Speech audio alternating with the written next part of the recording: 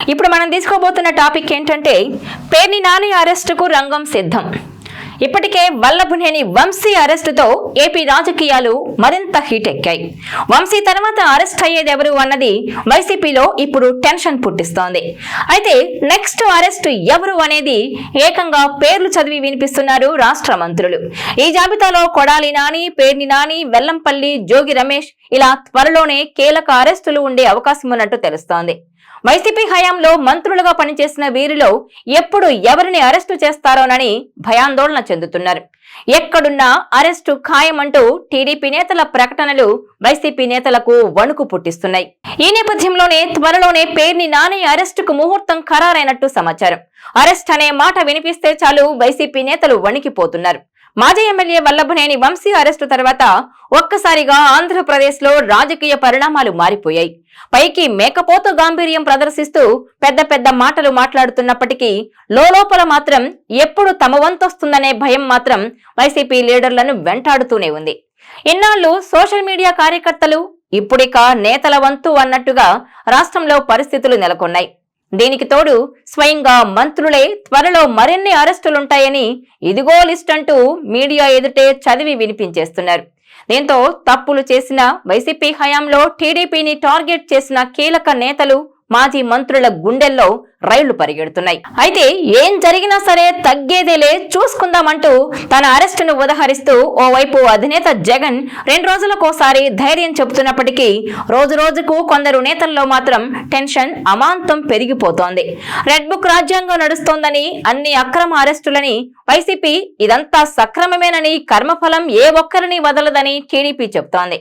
అయితే వల్లభనేని వంశీ అరెస్టు తర్వాత మంత్రులు మొదలుకొని టీడీపీ నేతల వరకు ఎవరి నోట చూసినా నెక్స్ట్ వీళ్లే అంటూ జాబితా చదువుతున్నారు. ఇందులో మాజీ మంత్రులు కొడాలి నాని, పేర్ని నానిల పేర్లు ప్రధానంగా వినిపిస్తున్నాయి. వీరితో పాటు మరో 2 మాజీ మంత్రులు వెల్లంపల్లి శ్రీనివాస్, జోగి రమేష్ల పేర్లు కూడా ఉన్నాయి. ఎందుకంటే వైసీపీ అధికారంలో ఉన్నప్పుడు ఉమ్మడి కృష్ణా జిల్లా నుంచి మంత్రులుగా ఉన్న ఈ నలుగురు దూకుడుగా వ్యవహరించారన్నది తెలుగు తమ్ముళ్ల ప్రధాన ఆరోపణ. అంతేకాదు కొన్ని సందర్భాల్లో పరిధి దాటి అతిగా ప్రవర్తించారని రగిలిపోతున్నారు.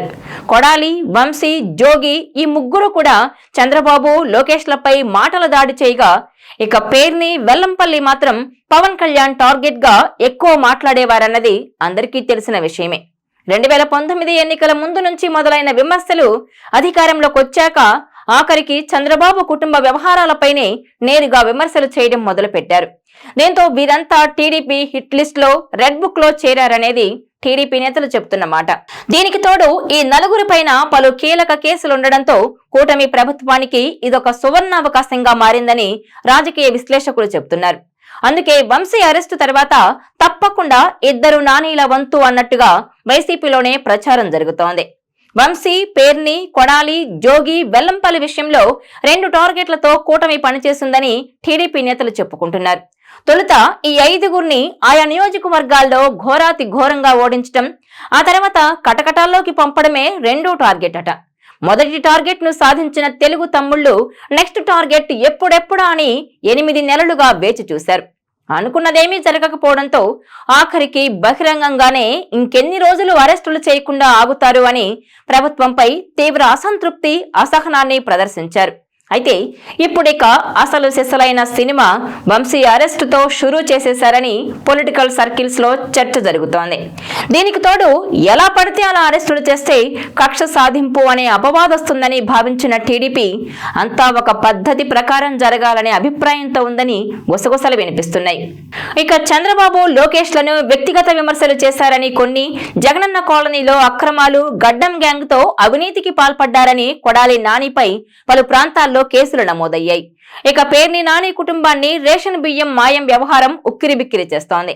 జోగి రమేష్ ను టీడీపీ కేంద్ర కార్యాలయం, చంద్రబాబు ఇంటిపై దాడి కేసులు, ఆయన కుమారుడు జోగి రాజీవ్ ను అగ్రిగోల్డ్ భూముల కబ్జా వ్యవహారం వెంటాడుతోంది.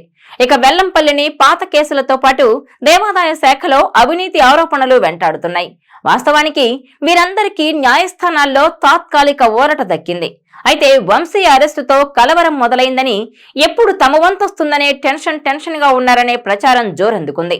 మంత్రులు, ఉమ్మడి కృష్ణా జిల్లా ఎమ్మెల్యేలు, నేతలు మీడియా ముందుకొచ్చిన ప్రతిసారి నెక్స్ట్ కొడాలి నాని, పేర్ని నాని అని పదే చెబుతూ వస్తున్నారు.